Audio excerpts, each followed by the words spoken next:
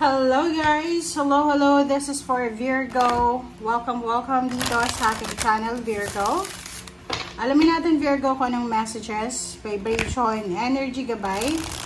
This is good luck, good fortune reading. Simula ngayong December 2025 hanggang December of 2027. So, Virgo, please connect your intuition sa lahat ng baraha na lalabas dito. Okay. So, yung first card mo dito is Inner Child. Dito sinasabi ng baraha na may mga Virgo na halimbawa maaga kayong nakapag-asawa or maaga kayong nagkaroon ng responsibilidad. Or maybe breadwinner ka. Hindi ka nakapagtapos ng pag-aaral. Or maybe nakapagtapos ka pero hindi mo na-enjoy yung youth mo. Kasi yun nga, busy sa school or busy ka sa obligations mo. Simula ngayong December of 2025 hanggang December 2027, isa sa mga swerte, good luck, kasi wag natin masyadong anuhin yan i-belittle etong message na to, kasi eto yung freedom na makukuha mo. Like for example, maaga kang nag-asawa, so hindi ka nakapag-aral or hindi ka nakapagtrabaho. So maybe this is the perfect timing para sa iyo na makapagsimula. So, ma-enjoy mo kung ano yung hindi mo na-enjoy nung bata ka pa or nung mga panahon na free ka pa, parang ganon. So, pwedeng kung matagal ka nang nakatira sa ibang bansa, pwedeng babalik ka sa Pilipinas, magbabakasyon, or pwedeng marami kang plano para sa probinsya or sa kung saan pa. Basta babalik ka sa roots mo.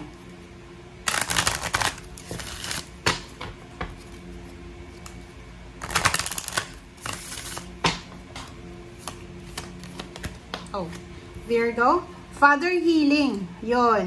So, halimbawa, doon sa mga Virgo na may mga grudges kayo, hinanakit sa inyong father, especially sa father figure nyo.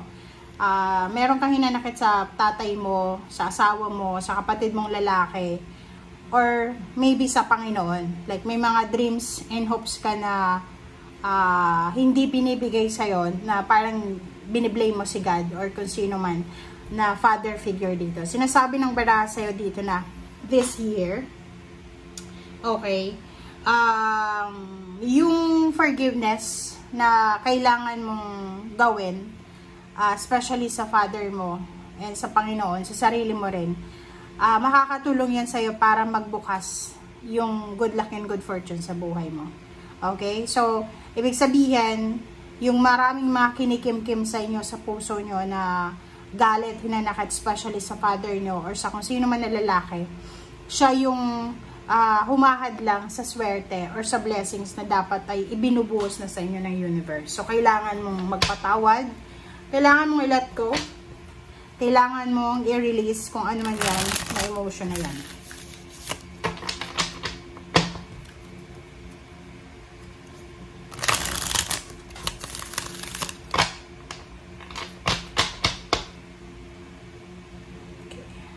Wait lang, please.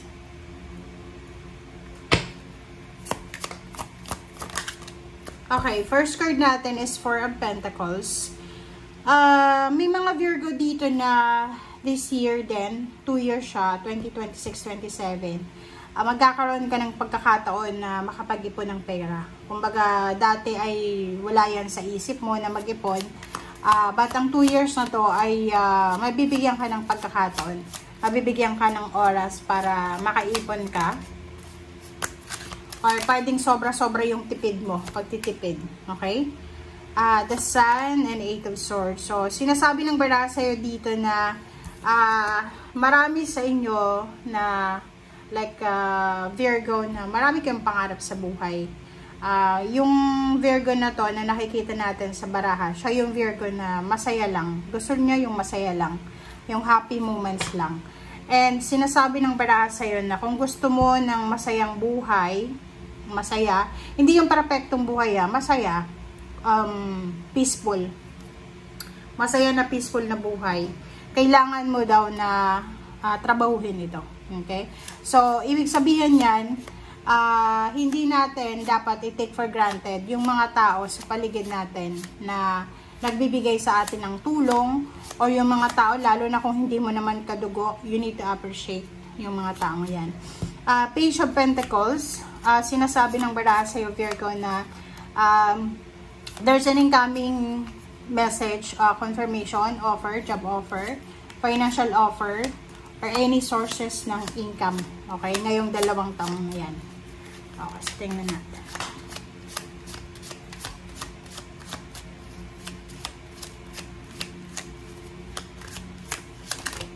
Okay. This is for Virgo. Justice. Oh, diba? So, there's a contract signing na mangyayari. Pwedeng pipirma ka ng kontrata. Business contract. May kakasal. May posibleng, like, halimbawa may kaso ka. Pwedeng manalo ka sa kaso mo. Mayroon ditong karmic blessing, karmic justice na matatanggap ka in forms of money. Okay? Four of Cups, Hangman. So, kung ano man na hinihintay mo, kung single ka na Virgo, 26-27, huwag ka daw masyadong umasa. Okay? Kung single ka, huwag kang umasa kasi pwedeng hindi pa ito yung perfect timing para sa'yo na makapag-asawa, makipagrelasyon. Sinasabi ng baraha sa'yo dito na napaka-importante sa 2 taon na ito, Virgo, yung peace of mind. Okay? Sinasabi ng baraha sa'yo dito na mag-iingat tayo sa pagtanggap ng balita. Mag-iingat ka sa chismis. Okay? Or ikaw din, kung mahilig ka mag-chismis, yung sa messenger or sa personal, kung mahilig kang mag-judge or mahilig kang mag-chismis ng ibang tao, mag-iingat ka. Kasi sinasabi ng baraha sa'yo dito, kailangan magdahan-dahan tayo sa mga sinasabi natin, like behind the back ng isang tao, kasi pwede kang, like may justice, pwede kang karmahin dyan. Okay? Judgment, diba? So mag-iingat ka din sa pagdedesisyon, lalo na kung tungkol ito sa pera. Mga investment na yan, mga purchases, kaya nandito yung Four of Pentacles kasi sinasabi sa'yo na kailangan mong mag-ingat sa pag-handle ng salapi. Okay?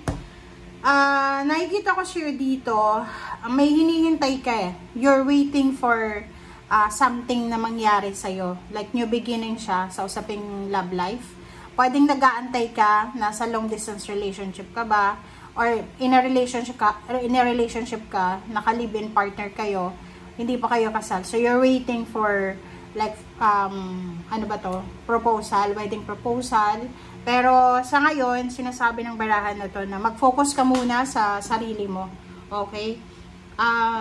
Kung pag-uusapan natin between love and money, career, dapat daw mag-focus ka muna sa career. Okay?